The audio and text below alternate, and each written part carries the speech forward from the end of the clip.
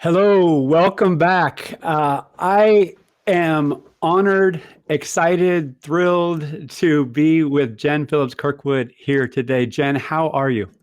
I'm great. I feel that I'm interviewing a world famous celebrity, and because I've been following your work for many years, and this is our first chance to have this type of exchange. And so I am really, really excited to listen and learn from you. So for those who might not know who you are, you want to give a quick introduction and background and what you're all about? Certainly. My name is Jen Phillips-Kirkwood. I have been in the analytics and HR space for over 23, 4 years, and have recently switched careers in companies. I have been running my own business for a bit in CK3 Consulting, and I'm just ready to actually move into another big position, which is a little bit confidential. I'm in Louisville, Kentucky, and yes, I have a husband and two kids, and I also have a menagerie of pets, including sharks. So hopefully you'll follow me on LinkedIn and also on People Analytics Future of Work and hear more about all of the above. Well, Jen, I know. Yeah, again, I've been following your work for a while. I didn't know about the sharks, so that's new. That's You, we can weave that in or talk about it. you remember me now. I'll remember you now. I can't look at a shark the same way, especially and I'm going to try and do an elegant segue in that sharks have certain skills, certain attributes which they're well known for. And you contend that skills are the new currency. And I would say that is true for individuals who are seeking work, as well as organizations who are able to assess and develop and recruit and select those with certain skills. So if you want to talk a little bit about what you're going to share today, and then I'll get out of your way and get this little thing out of my throat and let you do your thing. Sounds great. Let me go ahead and share my screen. Perfect.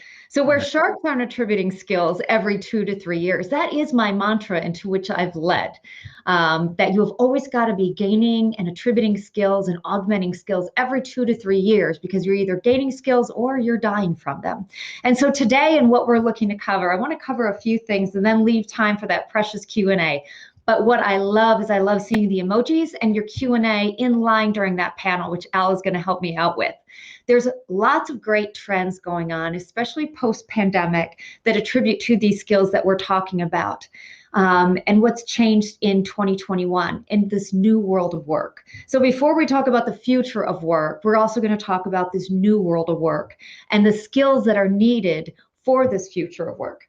We're also going to talk about the future modeling and where your North Star principles are that you need to look at in the next 5 to 8 years. Yes, the future skills that you need in the next 5 to 8 years.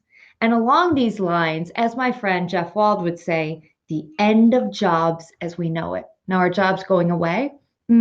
We're going to start looking at unbundling this work and what is a skill cloud. I'm going to talk to you about what is a skill cloud, how to build your own, and what can that really do for you, and what you can prepare your leaders for, and looking at what a future cloud is. We keep going here. So first, I want to share with you a famous organizational design psychologist, and her name's Marisa Shott. And her principles, what we all live by, don't we, in AI, is trust in data, but no trust, no use. And you want Marisa to actually be using this because she studies in Switzerland. She's a top woman in technology, and she specializes in weapons and autonomous weaponry. So certainly we hope she takes this principle to heart. But she also shared a story, because let me ask you, would you let your children sit down on a park bench with the woman on the right? She looks extremely friendly. She's actually a nanny. Her name is Nanny. Then would you trust her? I'm thinking maybe by the emojis you would, or maybe you wouldn't. It's just a gut check. Well, I'm going to tell you that I would by first glance. She looks friendly enough with my children, but Nanny Doss is her name, and she's actually known as the Grinning Granny. She was a serial killer who died in 1965. Are you with me, Al? 1965 serial killer.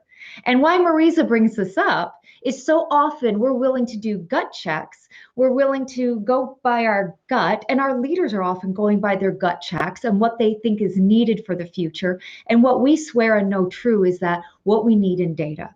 And so when you're going through this today and we're putting together this new of unbundling of work and looking at skills, we're largely looking at a data mapping with artificial intelligence. And the thing is that you're going to need to build this North Star with your senior leaders, not just the CHRO.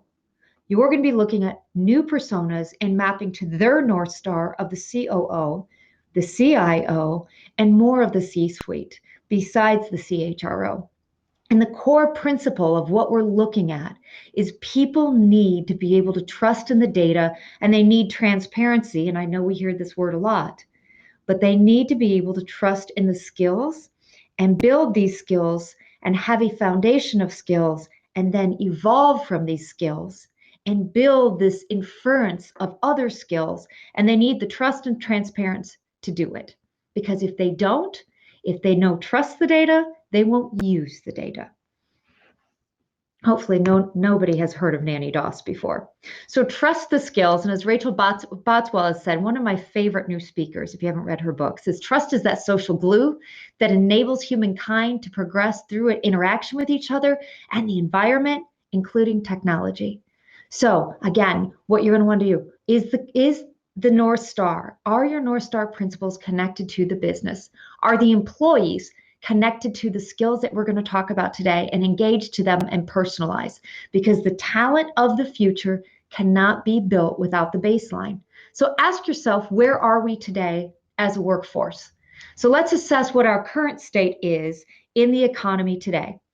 So what you're going to see, our current state of jobs on workers, is from December 2020 in a study by Boston Consulting, which is quite depressed. We've had decreased working time and the hardest hit by those being laid off. And if you look at that, it's hardest hit by the sales jobs, the customer service jobs. And if you couple that with 33% of Americans left PTO on the table, according to Gartner, our jobs report on non-farm jobs, which was produced by ADP in April of 2021, the job reports show that only 216,000 jobs were created instead of the 1 million that we forecasted. 8 million workers are out of work and employers are struggling to hire. Now, with over 8 million people out of work and employers are struggling to hire for a variety of reasons, this is a current state capture. Does this sound like your employer? Does this sound like where you are today? Because in addition to that, from a present day time, our struggle, the employees in the workforce are also struggling to redefine work. Because when we think of end of jobs, the employees are also thinking of the bots are taking over. The employees want to do retraining. There's never been more of a market that wants to retrain in this industrial fourth revolution. If you look at this graph, from Boston Consulting again, the willingness to learn goes up with the higher risk jobs on the right. The higher risk jobs who believe that their jobs are being threatened by automation, which we also know is not true, but they're willing to learn and upskill. Customer service being the hardest hit, and then along with sales. And we know that sales jobs and sales skills can vary from SAP to Michelin sales jobs. The skills are very different in those jobs. Yet you have a market which is willing to learn and sees a threat if they don't learn. So the opportunity to reskill and to upskill is great, and that's current day. So now we have this thing, and I borrowed this photo from Bill Nye, the science guy. You have this thing called the turnover talent tsunami. And this is truly the perfect storm. And it doesn't matter how much vacation an employer is offering right now, they're not taking it. And I see in my consulting right now with employers offering open-ended vacation to new recruits. And the sheer amount of burnout from a lack of the PTO that they haven't taken in the last year during the pandemic. They've stayed put because of the pandemic worry and the strife and the hardship that they're worried about losing jobs. And now we're also looking at a generation's impact where the baby boomers are retiring at a faster clip. The Gen Xers are looking at faster turnover, and the Gen Yers are not having babies. There's a lower birth rate than ever expected. And more is coming. And what that more looks like is that the job market is going to see a 40% loss of more jobs than last year at this time. More job loss than last year at this time. Do you remember the job loss that was going on at this time last year? It was tremendous. And coupled with that, only 41% of CEOs think that they have the right talent in seat today. Like, this is befuddling. Like, you talk about a compounded after compounded problem, the skills deficit that you are going into right now for your workforce is tremendous. No jobs, a deficit market, and the CEOs don't believe that they have the right talent in place to begin with. So this is more than a gut feeling. This is true hard data on your current situation and the upcoming situation that's only going to flood it. This is why unbundling work and getting down to the skills level has got to be taken on. And as my friend Jeff Waltz says with his End of Jobs book, as the robots rise, we are faced with the end of jobs, but not as you think. And for those of you that are trying to understand, what am I talking about with this unbundling of work? You have at the core level, when you think about the data elements in a table, you have the job level, you have the role level, you have the capabilities and you skills. And you want to unbundle this work. We have been completely focused for many years on the job level, the job description, and putting that all together. But now you want to create a blueprint for the future for your senior leaders. We're talking about at least a 5-year plan, completely. I have met and spoken with and talked to within the last 2 weeks senior leaders at a very high level, and other senior leaders that are in the airlines, the top pharmaceutical companies that have already assembled their 8-year plan. 8-year. So doing a 5-year right now aligned to their senior principles of their business, their North Star senior principles that have already put this together. They need to know, what are the future skills in my workforce and what do I need? Where are my gaps and what do I need for the future? So let's talk about what those trends are and driving the new future. So for any public company that is on with us today, you know that the new SEC requirements hit in the middle of this pandemic in November 2020. They were announced in August 2020 and they hit in November 2020 as requirements. Now, if you're a private company, you're sitting back, you're just starting to multitask on me, and I will say, nay, nay. If you are a private company and any of your industry sector competes with a public company, whether you're a printer, a distributor, a manufacturer, healthcare, and you compete with a large public company in any way, this applies to you. Why? Because these requirements are actually going to make a public company so much better. So much better. And here's why. These requirements put a lens on human capital like no other requirements have ever done. Now, it's not enough to just say we need to measure some human capital. They didn't put a list out that they can produce. No, they're just inspecting the areas, and they expect companies to disclose material on human capital metrics under employee attraction, development, retention, DE&I, diversity, equity, inclusion. One of the most important areas, I would say, for our last year that should be one of the biggest priorities: engagement, satisfaction, and health and safety. So if you are a private company and you are competing against a public company, first and foremost, you should be taking on these requirements as if they're your own, because you should be competing against those. Those are the metrics that will make you better. Let me tell you my top 3 areas that are my favorites right now that I see setting the biggest impact in productivity and innovation. So first, from a skills perspective, the skills that you should be tracking for the future of talent. If you're not tracking today, these are from a skills inventory are the biggest things to add to your list. And this is what the top companies, the top torchbearers are doing. The set of metrics, again, is not defined, but we're seeing diversity, equity, inclusion. And let me be very clear here. This is more than saying male or female.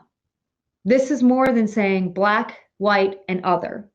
This is going very deep on gender identification, on ethnicity, and all the different identifications. It's about making it personalized. And making it personalized within the employee's experience is fully inclusive.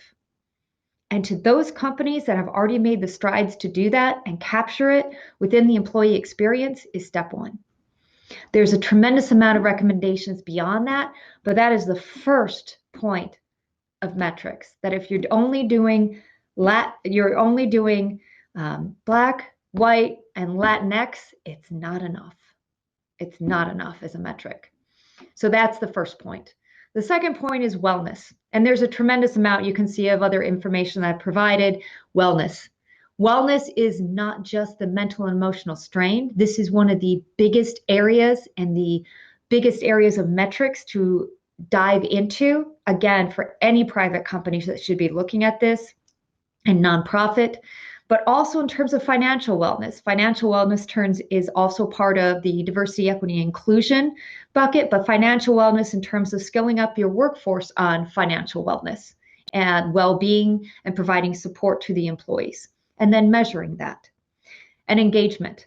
Now, the engagement is also under leader development, coaching, skills development, and also the opportunity, and this will play into the skills cloud that we'll get into later, but under leveraging unstructured data, things like mining it from Slack and other software programs to be able to listen to the leader coaching, the leader development, and other types of metrics and harness that into what we'll talk about later on in your skills cloud.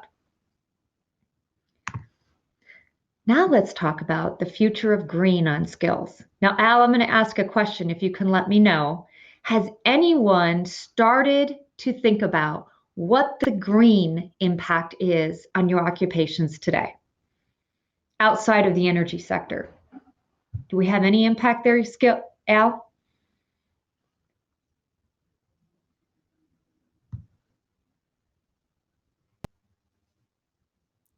I'm going to say yes. I was thinking about putting something in the chat or just joining. So yes, I will say absolutely. I mean, there's the should, yes, but is it actually happening? I don't think so. It's a great question. So I've had a couple of my friends in the consulting business as well, and we just had a conversation on this, and it was eye-opening. And they're saying, "No, wait, isn't this a nice to have? Is this really imperative?" And here's the impact. The green movement has huge impact on skills, and it's not a nice to have, it's a must. So first and foremost, from a landscape perspective, no pun intended, the European Union has made the commitment to be the first carbon neutral continent, followed either in a tie or in a second place by China, Japan, and South Korea. In addition, in the United States, President Biden has elevated to a national level of priority. Microsoft and BlackRock has issued to all of its companies that by 2030, they will be sustainable, as well as all of its affiliates. So the future is now for the skills planning, but you're going to want to know, how big is this impact really on jobs and skills? So if you look at the green skills that are growing already around the industries, according to LinkedIn's chief economist, and from a skills wealth and source, LinkedIn really has its eye here, growing steadily today without energy being accounted in that, and energy is on the bottom right with the hand. Manufacturing is denoted on the top left, or on the top left with the hand. Healthcare, construction, transportation have all taken significantly strong measures and actions showing that growth in green and jobs.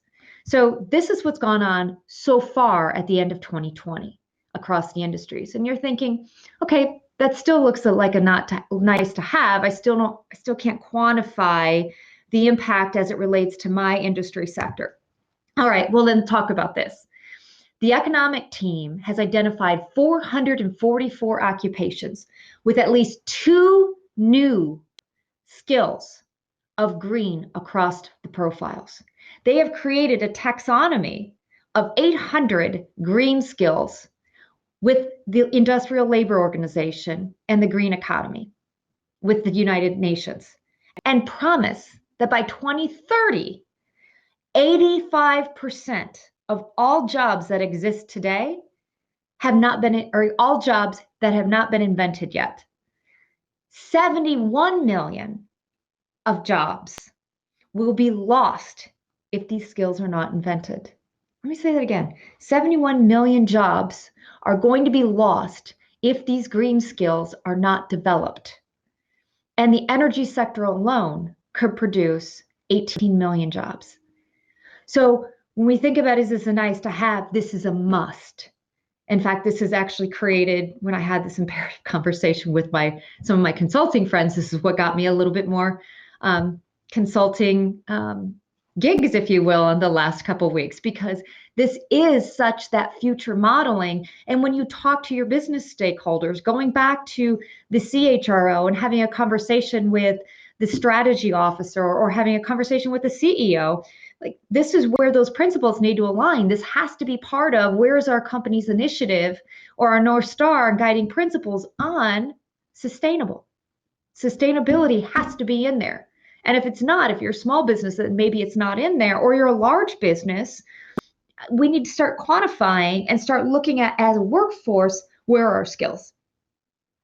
Because the green strategic objectives, like those as a company, and then the green skills, the learning, and everything else from a risk basis. Like if you're not in it, you're out. And the risk associated with that is just too big in terms of losing market share and growth. So there's been a lot of eye-opening on the green shares because that is a significant trend. If you think about the SEC requirements and what that's forcing companies to do, which I think is a good thing, it's going to be so good competitively, and then it's going to be such an opportunity for everyone to look at. And now the green skills and the buildup of those skills, there's so much richness that's going to expose and bring to surface the skills. So from a skills inventory, we're looking at 5 core main areas. All of my people, data friends, here's the areas that we want to mine. And I know that you're chomping at the bit to get to the skills data. Do we have DE&I data? That is one of my biggest priorities, and I'll keep that mantra going because it is one of the biggest critical areas that we need right now. And it's one of the biggest focus items that I see HR and leaders and CEOs focusing on, from not just an SEC perspective, but also from its good business from every private and nonprofit area. So do you have the DEI data in the skills itself? Do you have the green data? And you need to know what else there is to look at. So the technical skills data, the soft skills, the career goals that an employee might enter as well as a leader or an HR executive. Do we have the education, the licenses, not just from a nursing perspective or an accounting perspective with GAP, IT certifications? And then the biggest thing, that is the richest thing to mine, are the experiences. And yet those have always been qualitative or difficult to get. Unless you get those in the flow of work, at work, how do you really encapsulate the experiences? That's where the Skills Cloud can really help you. So backing up, how do we get the baseline of what we have today? And certainly there's a lot of different debates on, do you use manager feedback? Do you use 360? 360 has been fantastic in terms of getting some data, because you're getting it from multiple angles. You're getting it from the employee, the manager, HR, peer reviews. Those can really get you going. And that seems to be the overall preference, especially since managers have been more constrained in the last year.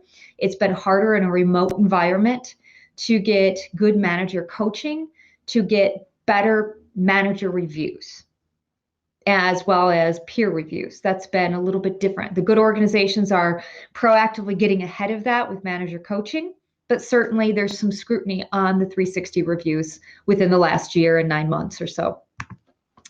So again, as Better Work says, they're a little skeptical of it. Less than a quarter of managers are really good at developing people. If they're not so good at developing people, 75% maybe they think are really good at developing people and good at coaching people, but they're not having a lot of faith on the 25%. All right. Well, according to Glint, this month, they think people are really happy again. Well, what do happy people do? Well, they're getting their vaccines, they're getting out, they're traveling, and they're also looking to change jobs. Hence the start of this turnover tsunami. So that attrition you're going to see come up. So with attrition coming up, this is a really good time to start capturing. If you don't have good data right now, let's start getting those performance and those skills reviews going on, because you need to get that baseline going. So coaching managers, always a priority. Remote work hasn't helped this, but now moving more into that hybridization model and leveraging a hybrid work. I think the 4 CEOs that came out and said that there will only be office work, I think it'll be interesting to see the challenges that they have as to whether that only office environment suffices for all the generations that they're looking to employ. But I do think for the most part that we're looking at a hybrid work model. And with a hybrid work model, you're looking at that assessment, or that 360 assessment. And you're looking at models like this. This is one that I recently worked with a company. They just went through something like this. They had actually a level 1 to 4 model, not a 1 to 3. But a lot of times, whether you're using a technology model or you're using a scoring model like this, it's more or less you're looking at the proficiency and a grading system and somehow capturing that data and bringing into the baseline. Some are actually using, if you know Naomi Bloom, they're using Naomi's favorite KSA model of knowledge, skills, and abilities. And the point is you've got to have some kind of measurement to bring in and have as a foundation to your skills. And the hard skills, the technical skills, the soft skills are really also critical. And that's what we're seeing, that movement of capturing more of those soft skills, which are leadership, communication, empathy. And certainly empathy was a key driver within the last year, and also a key driver that they found with a lot of women leaders leaving the workforce. So capturing all those and spending the thoughtful, intent time is a really good mindful exercise to go through. And for my analytics partners that have not gone through this exercise, or they think it's really easy, I'm telling you it's not. Have a lot of empathy for the business partners that have gone through this. Shout out to you, reverence to you, because it is a truly difficult process. And they say, one bite at a time, whether it starts with the department, a role, it is a really daunting process to go through. So technology can really make this easier. But the biggest piece, going back to trust the data, making sure that it's part of the employee experience and that they have transparency to it, is really helpful. Okay. So now getting into the skills data. By no means is building skills in the organization easy, as we've said. So let me be clear. This is not a data lake. It's not a data pond. It's not anything like that. It's not a small little data puddle. It is not part of it doesn't need to be part of a core HR system. It is within your overall ecosystem, and it needs to be considered that. And in fact, if you're trying to build a financial business case around that, I'll share with you that according to Gartner, it's predicted that IT will spend about $333 billion this year in a budget just around remote work. That's this year, 2021, $33 billion on remote work alone for IT. So setting up a business case around this and the future of workforce is very critical and aligned with the North Star guiding principles. And if you focus on all of the C-suite, not just HR, you'll have it heavily aligned in building a business case, which I'm happy to help with many times. Please reach out to me. But putting the strategic objectives out and laying out this free framework can really help you align. And while I have it focused today on AI, as you'll note the little brain, the cognitive computing at another level will take that to another level in decision making from an autonomy piece, once the model is certainly trained. For those that haven't gone through this before, the skills cloud at a definitional level, this is going to identify thousands of skills and experiences in your workforce, and it will arrange them in an ontology. You'll say, what's an ontology? Well, you use ontologies today. If you've ever done compensation planning, which is not fun in my sympathies, compensation planning will use, say, the Bureau of Labor data. And it uses Bureau of Labor data, which uses an ontology, or if you've used ONET. ONET is a taxonomy of jobs, and that is an ontology, or European has an ontology of labor data. That is an ontology, which is just a categorization or a scheme for a large amount of data. Well, now we're talking a massively large amount of data when you get into skills. So take all of your skills, build upon them more layers. You're going to build on education and experiences, and now you're going to look at relationships. So simply from a design standpoint, notice I'm not talking about vendors or technologies. There's certainly a lot out there, from Educast to Workday's got one. There's certainly IBM. There's just a tremendous amount of different point providers out there that have these type of services. LinkedIn, where they can look at the strengths, the skills, the core competencies and capabilities. They'll look at the technical skills and the soft skills and different managers, and they'll look at the relationships here. And when they do that, then they're going to look at the verification and the validation process, but they're also going to infer. So think about LinkedIn and who I'm connected to. Well, who I'm connected to and keywords on what I do, and then who I'm connected to and validating that, and licenses and degrees and how that gets validated. So if you take an accountant profile, well, you know there's GAAP accounting, there's different types of degrees and accreditations, there's different people that they're connected to, there's different teams that they've worked on and different projects that they've done. And the social inference is very, very deep. And that usually exists outside of a core HR, which is why traditionally we're not seeing this in core HR systems, that it can exist outside of a core HR and should be part of an attraction to all the way, maybe a succession planning. But certainly starting at an attraction and recruiting process is where we're seeing the best matching. Think of it as a dating system or a dating matching for your company. And that's really where the benefit comes in, is starting at recruiting and going all the way through. This is highly personalized, and it should have an experiential value, because what comes out of it then is learning, and personalized learning to the individual. Personalized. Remember that chart where you saw all of the workforce that's yearning because they're concerned about losing their jobs? They're worried about losing their jobs, and they want that learning to go to the next level. And remember that green skills and the other types of jobs that are going to replace, and you will have 71 million jobs that are lost if new retraining is not done. So the connecting of the dots here, you now have a skills cloud that can search, that can put recommendations together, that cognitively can go to the next level with then making decisions on who can go through this learning and prescribing that learning at a personalized level to the individual. And that's the entire workflow of that. So let me share a use case with you. So this is a use case of a biotechnology firm where the executive leadership was looking at the risks threatening their business. Why were they looking at the risks? Well, health and safety happens to be one of the SEC requirements and key to their business as one of the risks that is significant in their 10K. When the people analytics team with superhero capes came onto the scene, they've reviewed the data insights around the safety issues. They assessed the hard and technical skills. I will tell you, they also put in the soft skills as well. They also did a gap analysis and looked for the missing areas. There was a lot of intense efforts that went into this. This was not something that happened overnight.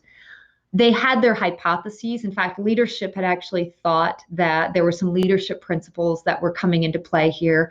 But at a bare minimum, they thought that maybe the manager feedback was that there was so much training that they just couldn't understand what was really prescriptive, what they were really supposed to focus on. Have you ever felt that way? We have so many different training programs, you're a little overwhelmed. Well, they did the skills assessment. They worked with the Skills Cloud. And after a lot of inference and really getting tremendous amounts of data from scraping so many different sources and putting the Skills Cloud together with the recommendations, they actually came to prescriptive learning for these roles and skills. And they came up with the right prescriptive training plan. And the outcome was that the risk factors were minimized. So in wrapping things up in 36 minutes, so there's time for Q&A. Key factors to take away from our session today. Really ask senior leaders. And when I encourage you to ask senior leaders, I'm also encouraging you to get outside your comfort level and get outside the HR. IT is a huge enabler for this. And IT is also a huge enabler for their priorities to connect into HRs. It's one of the areas I happen to specialize in connecting IT and HR, and would love to speak with you sometime if you're looking for more information as to how to do that. Good data is essential to trust. We talked about the nanny, and all tongue-in-cheek aside, but we know that good data is a good foundation to start with, but the transparency of that with employees and leaders is essential to start to build this framework for a good skills inventory. The trailblazers, those that are doing this best and that are the first to doing this has been going on for quite some time, are using these skill models, and they're using also then the leap to some cognitive computing to drive a competitive workforce and really model their future staffing. And remember, that future staffing is going to be minimum 5 to maybe 8 years, and they are doing 8 years. Skills is connected to the overall experience. It's all skills focus, and that comes with prescriptive learning, and learning is such a big part of it. And then attraction and recruiting. Attraction and recruiting has got to be thought through all the way as part of this process. It's not disconnected silo processes. It's all the way through, threaded through. So as a wrap, please stay in touch with me for ideas, for connectedness, for collaboration. I welcome it. Like I said, and just ending one piece in my career and starting some others and communicating, I have been so appreciative of all of the teaming from past colleagues and new colleagues and future, that I would welcome the connectivity. Please reach out to me either on LinkedIn or through the contact information. And I think, Al, we can open it up for questions. Yes, we can. Jen, that was remarkable. That was outstanding and enlightening. There's so much to share or explore there. And I want to start with the green jobs, because that kind of took me back a bit. There's a framework that I have been using for a while where I work with young people primarily, but those are in career transition. And the question I ask is, it's around well-being, and what do you want your commute to look like? Are you willing to drive 2 hours each way? And as I reflect on the nature of that inquiry, there is a green aspect to it. Not only is there a time and well-being value proposition, but there's an environmental and social, benefit there. So I was, really taken by that. So when you talk about energy jobs, or it just in the general public, if I'm sitting here, I'm like, that is so far off where I am right now. How do I develop myself to connect with those jobs? And it relates to a question that I have on the other side. If I am a talent or workforce planner, or someone who is going to be doing this workforce visioning, and we'll come back to that naming convention in a second, but I am going to have to think about who has the adjacent skills and I can develop into these roles of the future. So my pointed question is, how do we make the connections both individually and organizationally, so we can plan as an individual our development experience, over the months and years ahead? And similarly, how do we as an organization get deeper into the pipeline and start courting, people earlier, so they know that, hey, we're a destination for them? What are your thoughts there? So first of all, I would look at it from an organizational talent perspective. I would look at the company's green initiatives, because I find that a lot of companies are talking about their sustainability, and if they're not, then I believe it's our priority through HR to give them a nudge Like, Mm. this is where we're giving them advisement. Like, we need to be thinking this way. Our competition is thinking this way. And in fact, I have been helping CHROs and looking at their competition and helping give that gentle nudge of suggestion, because their competition is. And usually that's a really helpful starting point. For smaller businesses, the chambers have been great. Microsoft's community and their economy on green has been a really great source, as well as BlackRock for our United States, but then the European Union for European companies has also been extremely helpful. So there's some other resources, if somebody wants to reach out to me for other types of resources, I have a plethora. I was having this conversation actually with my husband on it in terms of what kind of jobs. Now, if you look at individual jobs, there's a lot of guidance on things like project designers. If you look at product and project designers, those roles have already started to morph, where you see that packaging designers have got to now leverage and understand knowledge around packaging sustainability or product sustainability. Investment analysis. Analysts have to understand an investment and what the sustainability model is under an investment. Legal's got to understand sustainability, but also across different industries. So that knowledge has already started to percolate up into those jobs and skills, and they have, so they've morphed, but a lot of it's coming from different industry sector resources.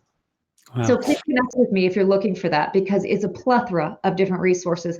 But it really did get a lot of people off guard that it's not a nice to have, that it's here and it's thunderous in the statistics. That is a good adjective. Thunderous. How to inspire action. Put thunder and sharks next to them. I'll remember that now. Thank you. There's a couple directions I want to take the conversation. Given that we're humans, I have to choose one. And this is where I want to go, because there is a concern that I've heard out there that, okay, if we're using all this data, is taking historical data from how I've shown up as an individual in my professional life, in my educational experiences, and so forth. And arguably, that's pigeonholing me into a certain way of being, certain job family, if you will, which might not allow me to move in ways that I want, given that maybe staying in my geography is a higher priority. I have an answer around this and it's around identifying skill adjacencies and how we can move maybe from one profession where a skill is dominant to another where it might not be the exact same skill, but it's a related skill that can be leveraged. What are your comments around understanding and leveraging these skill adjacencies? When you talk about cognitive computing and the talent clouds, is that something that is a priority for you and what you advocate? Whew, that's a mouthful. Well, a couple things is, I think there's some interesting modern models that really explore the personal development, much like yours, Al. You've got the personal assessment development model that is very rich, and I'd put it as a different exhibit out here that can really help. I think the career goals are essential to one of the 5 components, and that the career goals can very much help offset a lot of that in terms of history. And then from a cognitive computing piece, I think that the history can be weighted in different ways as to taking that personal assessment and that weighting score of history as to whether it's relevant. As someone individually who built skills every 2 years and every 2 years and every 3 years, knowledge is good and very helpful, right? Like, you want to keep building it out, and you want knowledge within that's so tribunal to your company, but at some point it's got to be modern, and that skill knowledge has got to always be modernized. So at some point you have to weight that knowledge as to whether it's going to be something you want to keep or something that's going to be legacy that you need to weight lower. What do you think? I don't think it could have been a better answer. Because the idea that we're taking data as an absolute and not, to your point, weighting it appropriately, I think is it's a dangerous road. And we have data is just data. As some and guy, I got to give him credit. you talk about data being a skeleton, and we have to put a narrative around it, which is the flesh and muscles, and it brings it to life. And so, that context is massively important. So, yeah, no, thank you for sharing that. And the other avenue I wanted to go down, which relates a bit, and you've touched on it, is $330 billion going to IT, okay, for remote work strategies. And IT is not HR. And how do we within HR, and just for that matter, operations or digital transformation, how do we come together? Because in remote work, who's involved? Facilities, legal, IT, HR, all these formerly disparate groups. So my question to you, who's going to own the talent cloud and the decision-making processes within that? What would you advocate, given that it's likely nuanced and different for each organization? However, if there's some way that you advocate that, hey, this is the talent cloud, this is how we're going to use it, like, who's in the room? I advocate the augmentation of HR skills to be more technically inclined and more IT related skills to build that bridge with IT. And I've seen it. I've been a part of bridging those skills, in fact, so that IT understands HR and those priorities have commingled. I've been on the other side where they have not mixed and no projects have gotten off the ground. There's been no acceleration. There's been only drag and conflict. But when HR has elevated their skills to be more technically inclined, and IT has had literally an intermediary or a moderator, if you will, to understand both sides or had that connection point. And it's been more common. It's definitely been more common lately that they've leaned in to do this. Or, there's been that way to lean in. It's worked extremely well. But it's also been HR elevating someone with the skill set to understand it, not necessarily own this. They might own the strategy, but understand they need IT as well to help support it. Yeah. Now, it's got to fit into the ecosystem. And if you think about, the market that we're in with cybersecurity, that we've had more cybersecurity breaches this year than the past 5 years combined. And just when we said we've had the biggest breach of our time, then we have another breach on the heels of it the following week. They spent, for the budget that we spent last year, I say we as an entire market, we didn't spend enough. Like, they made the switch to remote work overnight. And then all the different IT practitioners have said they didn't look for security. They had to make that rapid switch overnight, and they overlooked security in that switch. So we're paying for it at the beginning of this year as well. So with the cloud, Skills Cloud being part of that overall ecosystem, that has to connect in. There has to be thoughtfulness and respect to that connecting into the overall ecosystem and being mindful to the security and the cyber defense that's needed for that. Well, thank you for that. And just a couple more questions, because I could talk to you all afternoon and day, because I'm learning a lot, and I super appreciate your perspective and ideas on this, because you made a very clear case that this is it's not only imminent, it's here, and there's a cost to not taking appropriate action. And I just want to take us back in time real quick, because pre-pandemic, there were a bunch of individuals and organizations that were saying that we need new management models. The pandemic hits. Now we have these tiger teams or task force coming together to formulate a remote work strategy, now a hybrid work strategy, return to workplace strategy, whatever it is. And these are, again, disparate groups. And the way talent strategies are now being formulated in many organizations is different than it was, 18 months ago. And some might be reverting back to the old way of doing things. I would hope that most are not going to do that and are going to leverage data more frequently and meaningfully. And they're going to convene these formerly disparate groups more frequently and meaningfully. So I want to just kind of emphasize the point and ask the question as far as a leading practice, because you touched on it. Do you view HR as a facilitator of talent strategies or the owner of talent strategies? Because there's some who say, hey, this is our job, we'll take care of it. And there are others who say, no, we're actually, our job is to listen to the needs of the business and facilitate processes and enable technologies to help deliver on the needs of the business. What are your thoughts there? And again, what would you advocate? I would say that HR is both. If HR is connecting into not just the CHRO, that the North Star of the business is the CIO, it's the COO, it's the CHRO. Mm-hmm. And if we miss listening to just the persona of the CHRO, then we're missing the rest of the persona.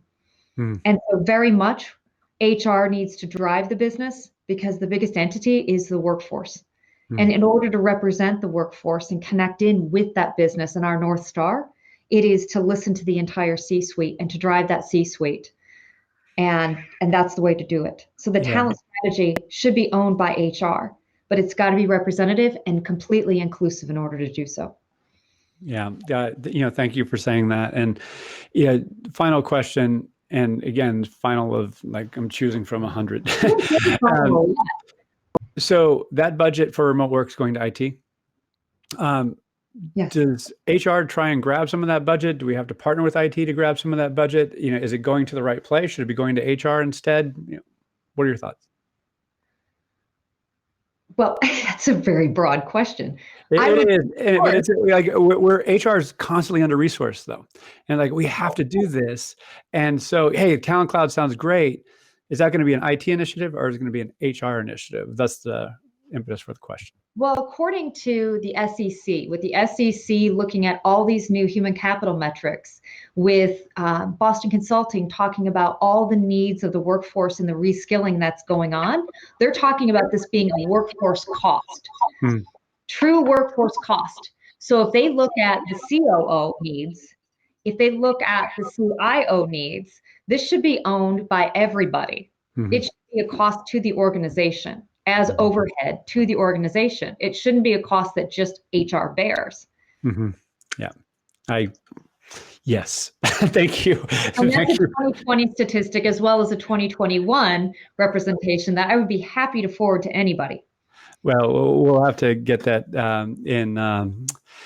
in the follow-up deliverables that we share with the listeners today. Hey, the future of talent strategy, that's what it's saying, is this is a cost that is immovable, that must be taken on. Yeah, I absolutely love it, Jen. Jen, I love the way you show up. Thank you so much for sharing. It's a thrill to talk with you and listen and learn with you. And how can people learn more about you and what you're doing and follow you? Well, please connect to me on LinkedIn or at jenkirkwood@gmail.com. I'm happy to connect, share ideas, or support my peers in HR and tech. All right. Well, you're awesome. Keep doing what you do and hope to meet you in person before too long.